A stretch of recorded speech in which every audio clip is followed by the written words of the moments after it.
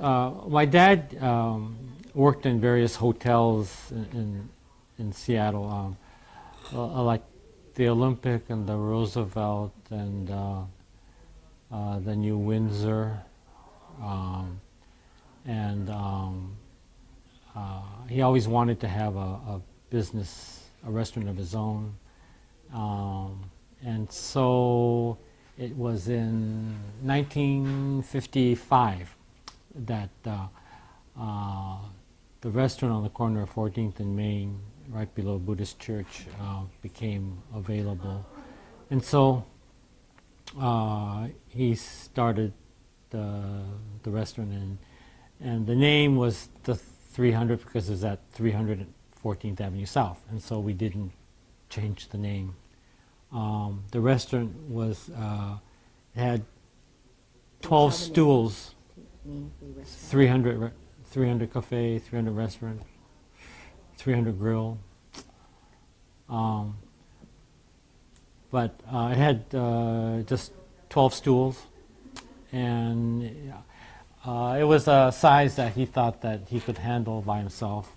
And my mother was a seamstress because she, after returning to the United States from Japan, she went to sewing school, and with sewing school run by Mrs. Sato, which is Julianne Kumasaka's mother. And so she was very good at sewing and dressmaking, so she said, I'm not helping. And so it was my dad's thing, and he started the restaurant in 1955, but then it was a little more than he could handle, I think, because it was busy, and so she reluctantly said okay, and so she started, she gave up her sewing and dressmaking and went into the restaurant business. And so I guess it was his idea to it was a daily special kind of thing, with sandwiches and stuff and breakfast, and open from, I don't know, it must have been about 6 or 7 in the morning till probably about 4 in the afternoon. No dinner. No dinner. If he's open at 6 or 7, what time does he start working? Oh, gee, I don't know. A lot of stuff was done the night before. But the front part of the restaurant was a small restaurant, and the back part was a pool hall. And so there were 3 pool tables and maybe around 3 pinball machines, and which was the pinball machines. I don't know. Kids now won't know what that is, but that was really you just put nickels into it and you win money. But anyway, that was the back part, and so you had a lot of Niseis that frequented the pool room, and Did they own the pool room? yes. The building itself also was owned by Japanese Takizawas.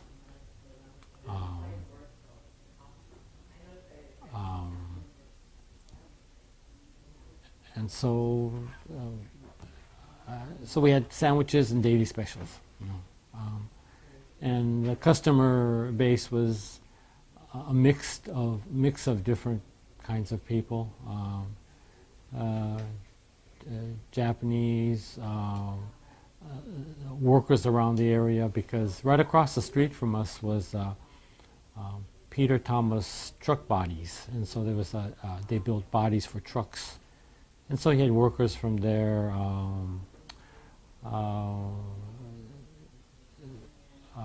Different businesses. There was a SureFit seat cover down the street, and so a lot of customers that were waiting for their seat covers would come and have coffee and stuff.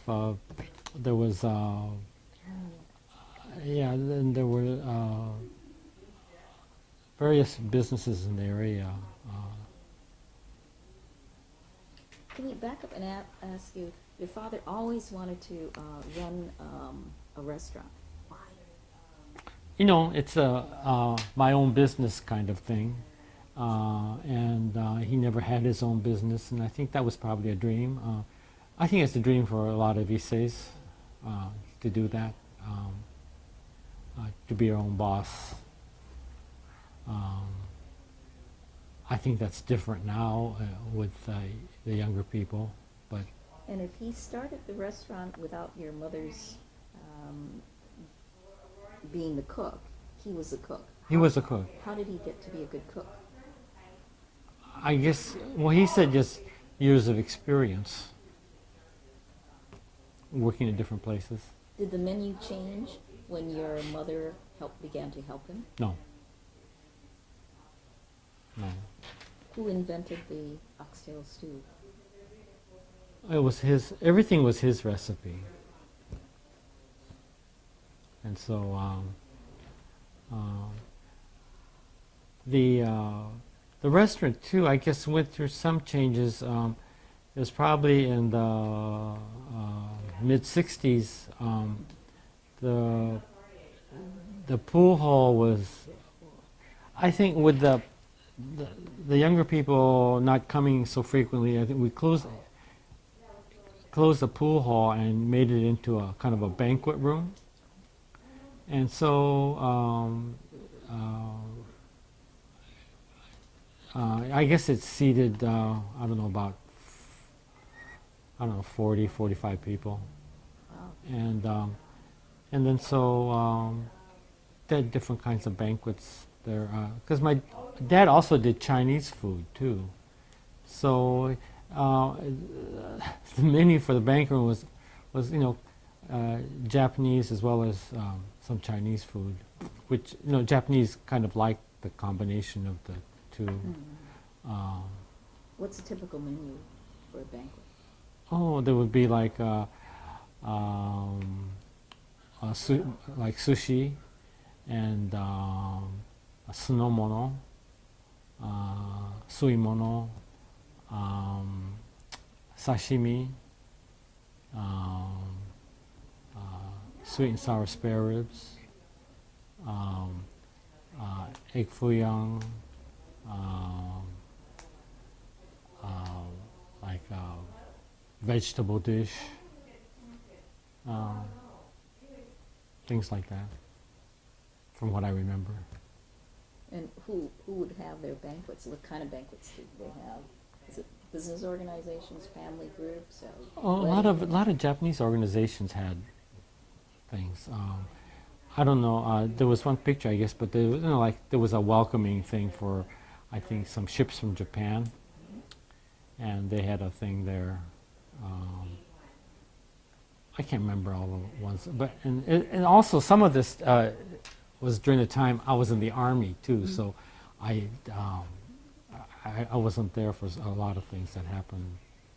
Did they have help? Yeah, we had Japanese retired ladies and different people like that helped.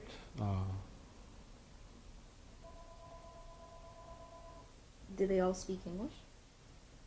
The waitresses and... Well, I don't. Well, I guess to a certain extent, but the diners weren't. They're more proficient in Japanese, so that was no problem. A lot of Issei's. So your father rented it from the Takizawas? Yeah. How did the Takizawas own the building? I don't know. They owned that. It seems like forever. It was called the U.S. Hotel up above, and they had a grocery. The U.S. No, it was called the EMEL, E-M-E-L Hotel, and the grocery store was called U.S. Grocery. So they had a grocery store. There were two retail spaces on the building, and the restaurant was one, and the grocery store was the other.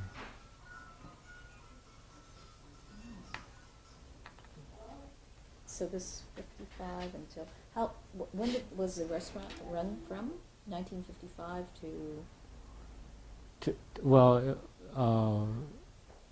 till 1998. Different location then, but still it was Oh, yeah. So 1998. when does it move and why?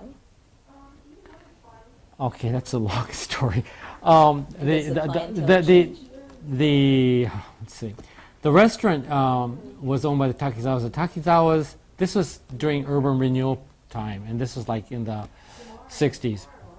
The we were in an urban renewal tract, and so the building was sold to the city, and so we were asked, you have to leave, to vacate. But my mother refused. She said, I've been here for X amount of years, and I don't want to move unless you find me a comparable place. And then so it says, no, you have to move because we're going to tear the building down.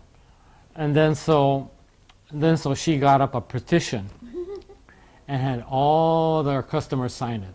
And finally, the urban renewal sort of gave in, and they said, well, we'll rent the space to you on a month-to-month basis. And they agreed that it was better to have somebody in there instead of just a complete vacant building.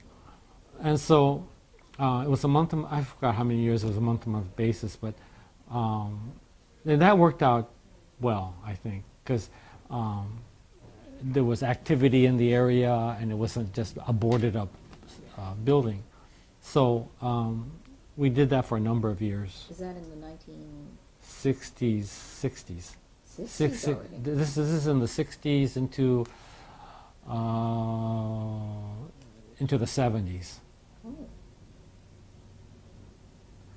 And so toward the mid 70s, I suppose, it was like, well, someone's going to, maybe late 70s, or mid 70s, I guess, they said someone's buying the building. We're not going to tear it down. They bought the building at the cost of demolition, and they're going to rehab the building. So we really have to move. So in the late 70s or mid 70s, we had to find a location, and we had to look all over, and finally found a location at 19th and Jackson, which was another city building. And so we bought the building. Just the fact, I guess, I realized how strong my parents were. It's like almost like come hell or high water, we're going to do this kind of mentality, which I wish maybe I had more of. And then he had a pride that he did own his own business. Yes, yes. It's his own creation. Yes. Yeah. And I guess I wish there was more of that, because in every city, Japan towns are diminishing, or shrinking, some non-existent. And because young people now, they'll live in the corporate world, but not in their own entrepreneurial business world, which is kind of a shame. Mm.